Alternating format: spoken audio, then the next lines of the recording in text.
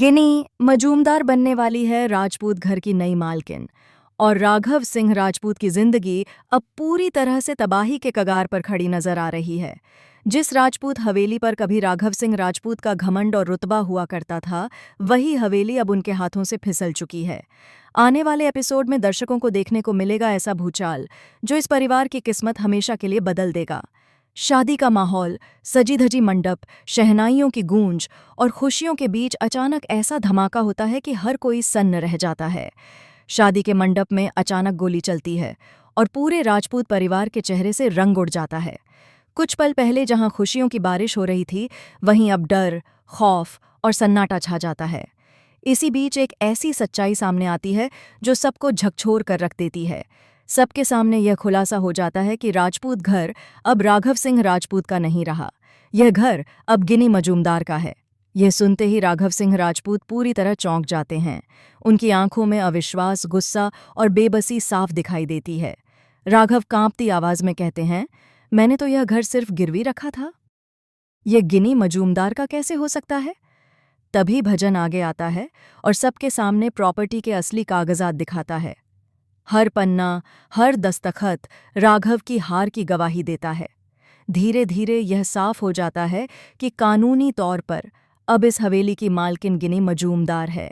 यह सुनकर पूरे घर में हड़कंप मच जाता है। अंजलि यह सच्चाई सुनकर पूरी तरह सन्न रह जाती है। उसे यकीन ही नहीं होता कि जिस राघव सिंह राजपूत के नाम से कभी लोग कांपते थे, वही आज पाई पाई के मोहताज हो चुके हैं। राघव की आंखों में आंसू होते हैं और वह खुद अंजलि के सामने टूट जाते हैं। राघव भारी मन से कहते हैं, अंजलि, अब मेरे पास कुछ भी नहीं बचा, न घर, न इज्जत, न ताकत। इसके बाद शादी की रस्में आगे बढ़ती हैं और अंजलि व बुथी थे बंदिया सार्य मान अभय के फेरे शुरू होते हैं। हर फेरे के साथ अंजलि का दिल और भी भारी होता जाता है। उसे हर कदम पर अमन जी की याद सताने लगती है।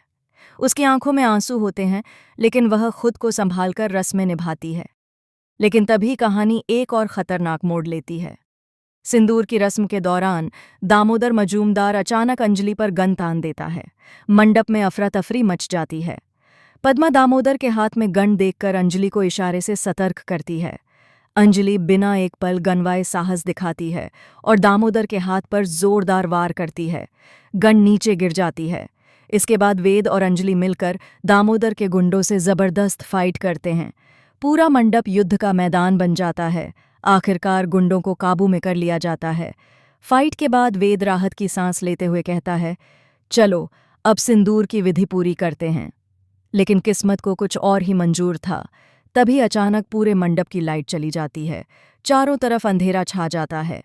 जैसे ही अभय अंजलि की मांग भरने के लिए आगे बढ़ता है, उसी अंधेरे में अचानक गोली चलती है। गोली सीधे अभय को लगती है और वह वहीं जमीन पर गिरकर बेहोश हो जाता है। अंजलि चीख उठती है। पूरा परिवार दहशत में आ जाता है। जब लाइट्स वापस आती हैं तो सबकी नज़रें एक ही जगह टिक जाती हैं। गन आरती के हाथ में होती है। इसी बीच एसपी पंकज मौके पर पहुंच जाते हैं और बिना देर किए आरती को अभय पर गोली चलाने के इल्जाम में गिरफ्तार कर लेते हैं।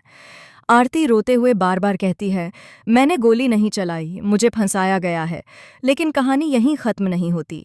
थाने में अचानक साधिका की एंट्री होती है और वह सबके सामने एक ऐसा सच बोल देती है जिसे सुनकर हर कोई हिल जाता है। साधिका कहती है, हाँ आरती, तुम्हें फंसाया गया है और तुम्हें फंसाया है अंजलि ने। यह सुनते ही आरती और एसीपी पंकज दोनों पूरी तरह शॉक हो जाते हैं। अंजलि पर लगे इस आरोप से कहानी और भी ज्यादा उलझ जाती है। अब सवाल ये है, आगे क्या होगा? क्या अभय की जान बच पाएगी या यह गोली उसकी जिंदगी छीन लेगी?